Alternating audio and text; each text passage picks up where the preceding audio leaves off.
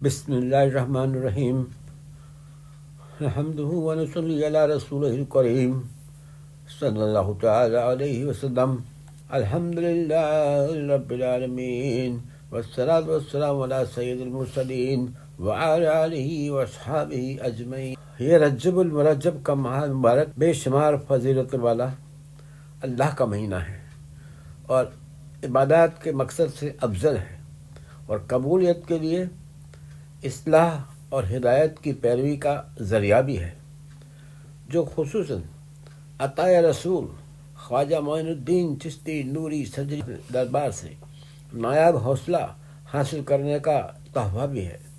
اسی مبارک ماہ میں امہ کو عطا ہو رہا ہے اور آج 11ویں شریف کا شرف حاصل کرنے کے لیے غوث کی اور نظر ثانی کرتے ہیں۔ جیسے مشہور بزرگ حضرت پھلواری شریف چشتی فرماتے ہیں، عاشق خواجہ ہوں میں اور گدائے غوث پاک، دل نثار خواجہ ہے اور فدائے غوث پاک۔ اپنا مذہب اپنی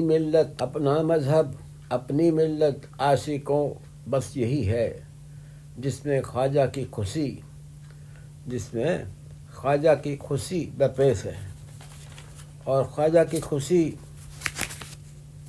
اس میں جو درپیش غوث پاک کی شامل ہے 11ویں شریف بھی۔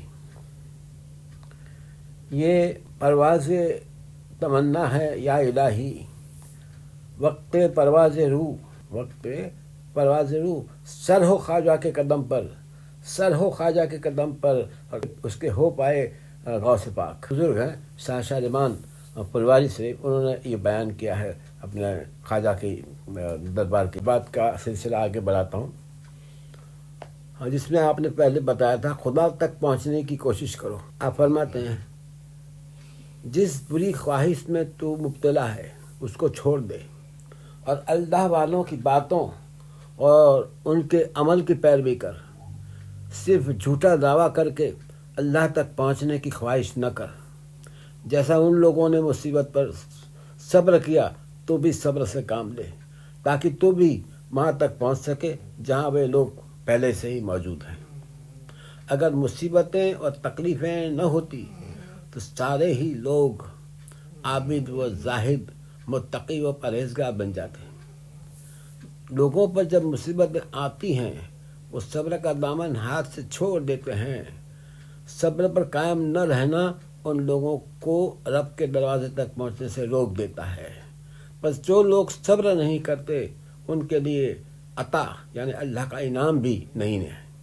جب تک تم صبر و شکر کو نہ حاصل کرو گے، اللہ تبارک و تعالیٰ تمہاری کسی بھی جو عبادت ہے اس سے دور بھاگو گے۔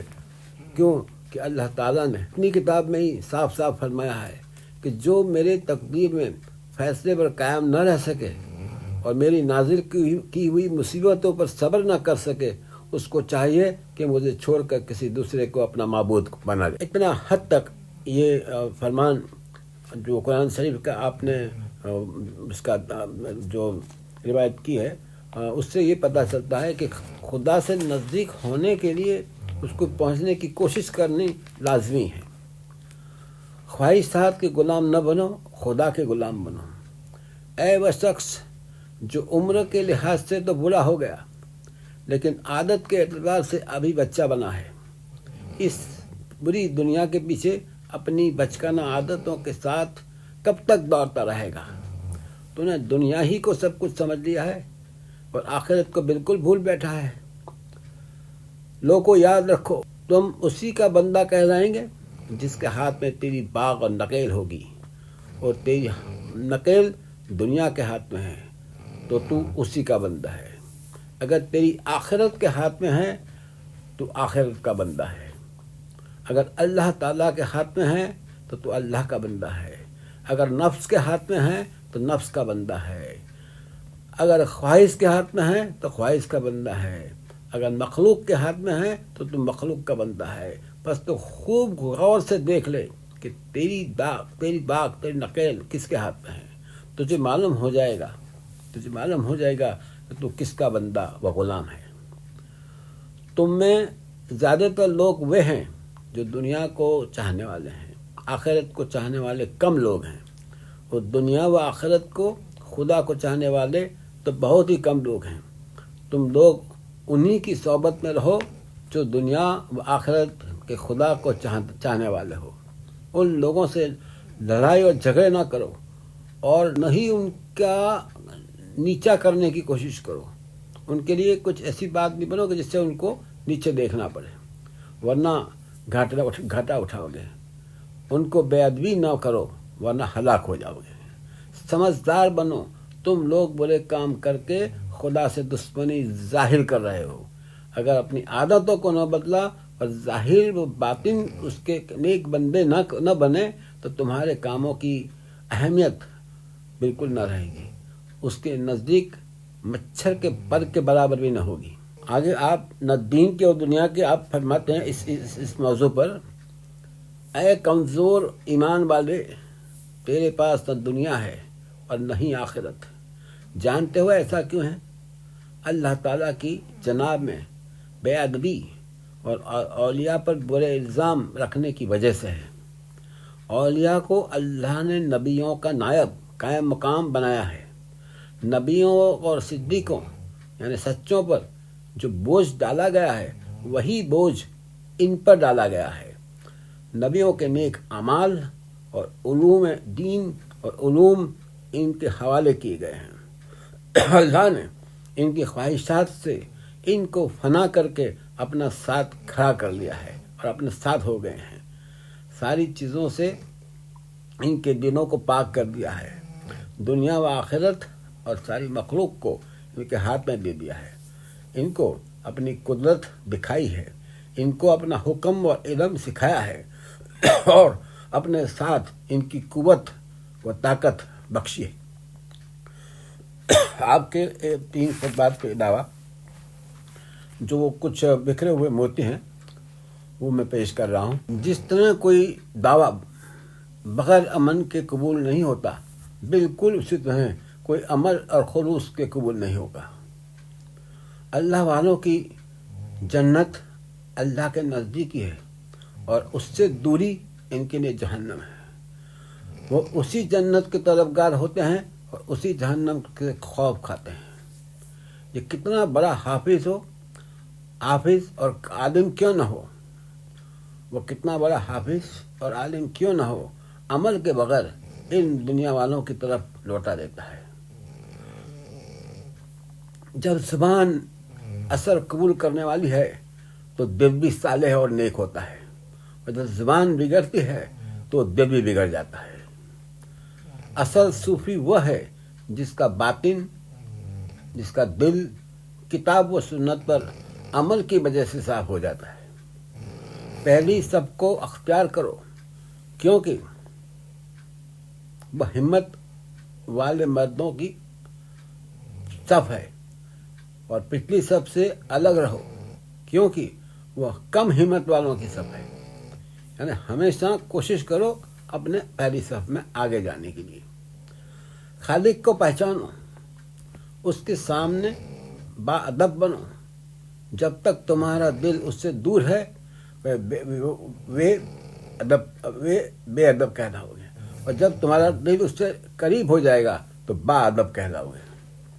آپ فرماتے ہیں، اے جنت کے چاہنے والے، جنت کی خریداری اور آبادی کے لیے آج کا دن ہے، کل کا دن نہیں. کل کا دن تو بدلے کا دن ہوگا. آج تم مخلوق کے ساتھ غم خواری کرو، کل دن کے ساتھ اللہ اپنی طرف سے تیری غم خواری کرے گا. تو زمین والوں پر رحم کرو، کل آسمان والا تجھ پر رحم کرے گا. لوگوں، دنیا نفس کی معشوقہ ہے اور آخرت دل کی محبوبہ ہے. کھوٹ کو لے کر بھڑک مت دکھاؤ. پرکھنے والا خدا بڑا دور نظر کرنے والا ہے، دور سے دیکھتا ہے. وہ تمہارے دل کو دیکھتا ہے، تمہاری سیرت کو دیکھتا ہے، صورت کو نہیں. تمہاری خلوت تنہائی کو دیکھتا ہے، جلوت کو نہیں۔ دنیا مومن کے لیے قید خانہ ہے۔ جب وہ اپنے جیل خانے کو بھول جاتا ہے، یعنی دنیا کو، تب اسے آرام ملتا ہے۔ کام کرنے کی کوشش کرو، تقدیر کے ساتھ لٹکا رہنا یا بھروسہ چھوڑ دو ایسی چیزوں پر، وہ دل کی کمزوری اور کاہلی کی نشانی ہے۔ دنیا جو کچھ تم کو دے گی، دنیا جو کچھ تم کو دے گی وہ سانپ، بچھو اور زہر ہے۔ اگر تم ان کو لالچ کے ہاتھ سے لو۔ کی توحید یہ ہے کہ خدا کے علاوہ مخلوق میں سے ایک ذرہ بھی تیرے دل کے اندر باقی نہ رہے۔ روزی حاصل کرنے والے اور یا روزی حاصل کرنے کے پیچھے پریشان ہونا ایمان کی کمی کی نشانی ہے۔ اگر ایمان پکا ہے یا پکا ہو جائے تو تمہارے ہاتھ پیر کو آرام مل جائے، اور اگر ایمان آخری درجے کو پہنچ جائے تو تم آرام سے سوتے رہو گے۔ جاہلوں کے ساتھ اٹھنے بیٹھنے سے تمہارے اندر بھی جہالت پیدا ہوگی۔ نادانوں کے ساتھ رہنے میں ہمیشہ نقصان ہی نقصان ہے۔ اگر تمہارے اندر خدا کا ڈر نہیں ہے تو دنیا کی امن کی امید مت رکھو۔ ایمان ساری دنیا و دنیاوی آفتوں کے مقابلے میں بہت ہی مضبوط ڈھال ہے۔ وہی تم کو ساری بلاؤں سے بچانے کی ضمانت ہے۔ نفس بری خواہش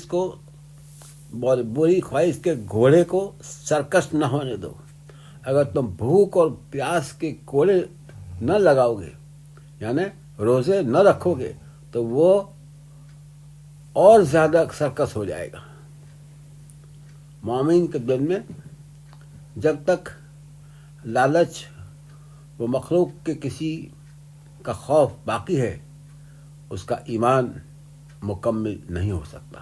آپ کے کھلے موتی کے بعد یہ روشن زمین غوث اعظم دستگیر پیرانے خدمات اور موتی پیرانے کے سلسلے کو آئندہ مجلس میں جاری رکھیں گے۔